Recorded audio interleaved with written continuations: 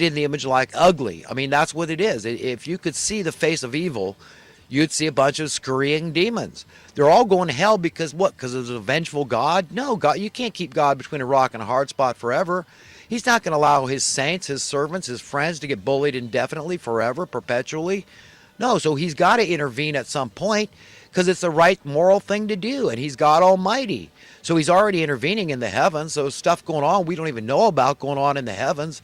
This fight, this battle between good and evil is going on in the heavens.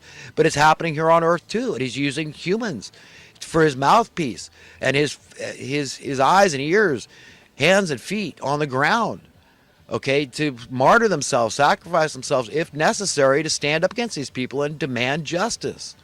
Demand that, let the evildoers know under no uncertain terms you've lost this fight.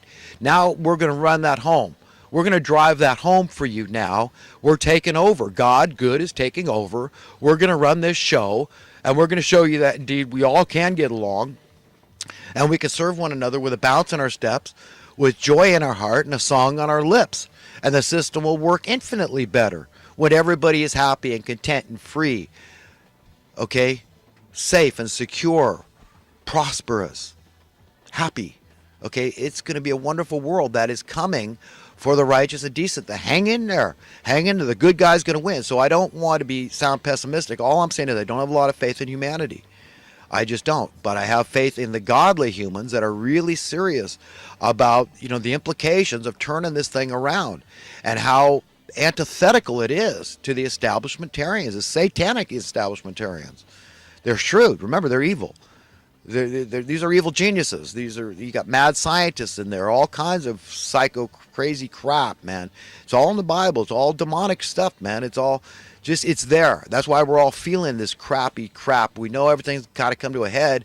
We're just like waiting with bated breath in anticipation of, what exactly that means. It's foreboding, and we're, wow, it's like, whoa, we're kind of intimidated by, the dynamics of the magnitude of this biblical level sea change, this end of the age that's taking place, and the, hopefully seamless, rise of this new age where the captives are free. That's what's coming to humanity.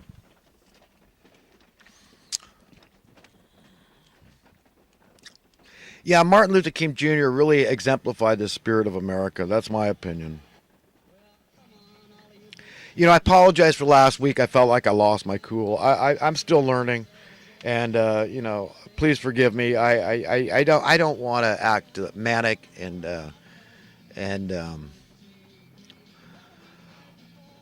at least I'm totally nonviolent. So I might holler and scream a little bit and look like I'm losing it, but I still want the best for everybody. Remember, if you're supposed to love your enemy, nobody gets left out of that loop. So I'm on everybody's side. Remember, all the people and all the careers I talk about, they're doing a disservice to humanity, and I tell you how you yourself are implicated and culpable and guilty, and you should have compunction about whatever job you do sometimes.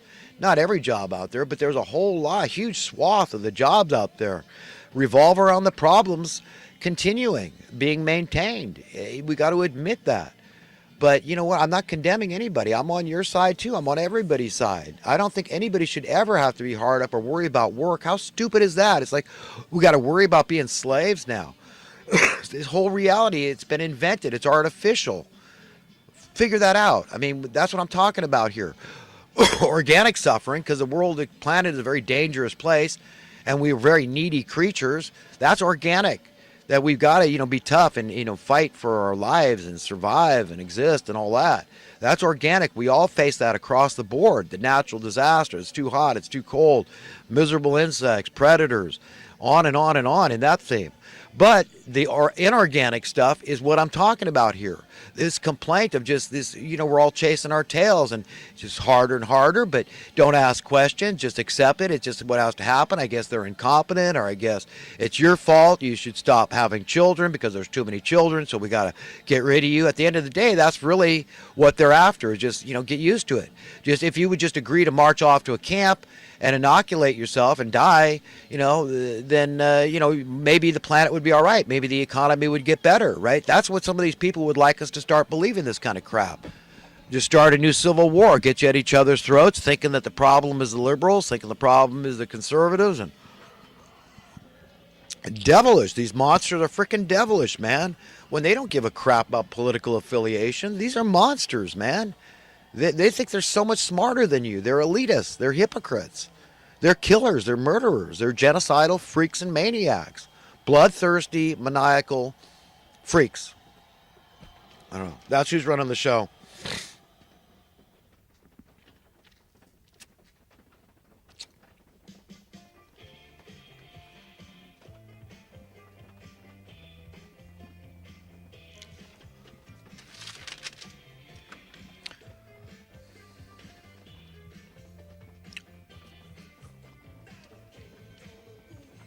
I've already talked about a lot of these notes I have from current events from this past week, so I'm not going to talk about them again. I really think we all ought to give Trump a break, give him a chance, okay, unless you want that job. How would you like to be in his position? I admire the man, and I think he's a servant of God. That's what I think. And so let him do his thing. This border wall, I still hate it just as much as anybody else that hates the border wall idea. I hate walls. I like bridges too. And that day is coming. In the Bible, it talks about this time that's coming for the healing of all of the nations. So when God's will is done on earth, it's going to be done in Mexico. It's going to be done everywhere. The captives will be set free. That means ubiquitous freedom, universal prosperity. That's freedom. Okay, this earth belongs to everybody, all over the world. Africans, Latin Americans, Middle Easterners, everybody. And that day is coming. In the meantime, I just look at it like a wall of humiliation. Put some heat under the mainstream media. Let them point the finger at the leaders of these debaucherous nations, these kleptocracies like Mexico.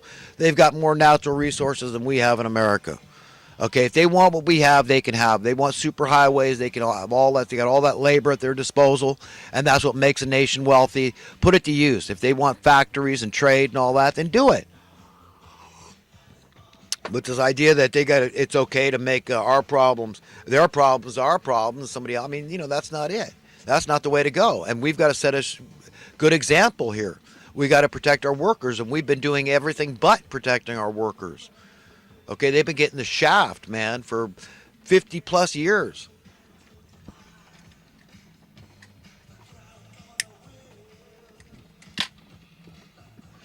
YouTube shooter is disgruntled about the censorship. She was demonetized. Again, she probably got financially desperate, nutted up, and did this crazy thing. Nobody was killed except her. That's pretty sad. It's sad for her. That she even died. But in light of the fact that she never even killed anybody, I guess one guy's in pretty bad shape, though.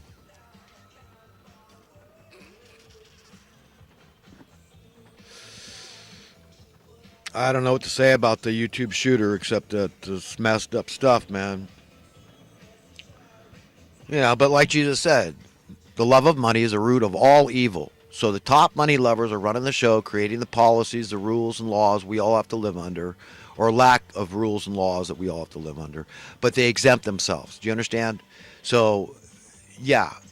If you're not a little mentally ill, okay, in this scene, man, then you're the most mentally ill one out there if you don't admit that you got some issues, that this is a real pain in the ass sometimes to deal with this monetary-based unreality shoved down our throats from birth. Yeah,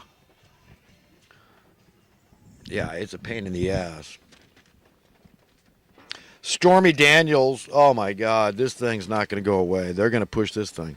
Well, good. Let them indict the attorney that paid the hush money, and let him go to jail for what he did. And later in life, maybe Trump can pay him back somehow. I don't know what to say. They're trying to nail Trump to the cross here. They're saying this is election or campaign interference or something. So what is the penalty for that? Okay, I don't know what it is, but if this attorney did that, if Trump's attorney did that, that's his problem. Okay.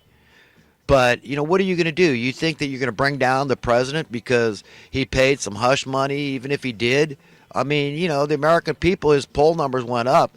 Everything you guys think you're pulling is some rabbit out of the hat, some bombshell. It just works in his favor. So, I mean, you ought to just read the tea leaves and give up the ghost, okay? Because it's stupid. But keep trying. Do whatever you want. Beat your head against the wall. You look like a bunch of idiots, though. I mean, attorney against attorney. Good luck with that.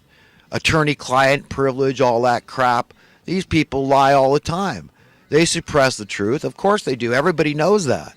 So, good luck. The American people are not that stupid. They know how this game is played. They know what's going on here. And if she was paid hush money and she didn't hush, then she's breaking the law, right? So I'm just saying that this has been washed up porn star, okay, that is going to bring down the president. I mean, give me a break.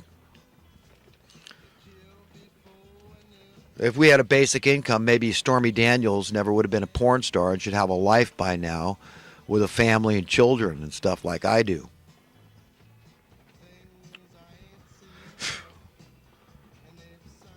I mean, anybody, guys could be porn stars too, right? Plenty of renowned male porn stars out there. I'm not saying I'm anything to write home about, but I'm not the worst you've ever seen. So, whatever. It's just stupid. It's just stupid. And you know what? The mainstream media won't touch. They won't. Look up the name Danny Williams. It's Bill Clinton's half African American son. Nicest guy you could ever meet, this Danny Williams. He had an affair with the lady. I guess she was a prostitute that didn't use protection or allowed it in this case. But she had his son, Danny Williams. And he looks a lot like Slick Willie, Bill Clinton. Do you hear the media talking about that? But, Danny Williams wants a DNA test. I mean, even the law, the courts, in any paternity case, they'd say, well, is it true? Are you, you should have been taking care of this kid, paying alimony and to his mother or at least child support to Danny Williams. Do you hear the mainstream media won't touch that? Will they touch what the Clinton Foundation has done in Haiti to this day? Chelsea Clinton's $10 million condo on the backs of this is administrative fees for the Clinton Foundation. Do they talk about any of this stuff? I mean, and you talk about crooked Hillary. My God, these people should be not just in prison, in an insane asylum. The whole family is corrupt to the nth degree, up one side, down the other. But you hear the mainstream media won't touch these. These are their darlings, right? Clintons can do no wrong. They're liberals, even though Slick Willie was the biggest traitor to the poor working class by getting rid of this Glass-Steagall Act, this consumer protection regulation that kept the banksters at bay to some degree. He allowed that to expire.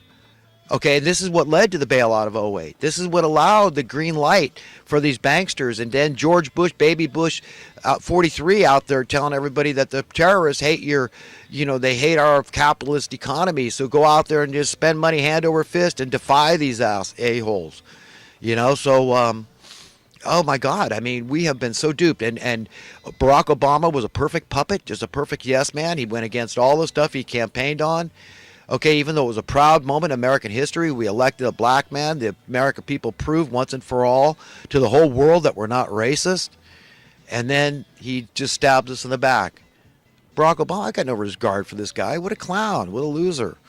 I mean, he's got a tremendous voice and he's very eloquent and a good speaker and all that. But God almighty, have mercy on his soul. So he was just a yes man. He just, move this can, kick that can along. The national debt doubled it in his 8-year tenure. Oh my God. God, what a bunch of losers we've had to deal with, man.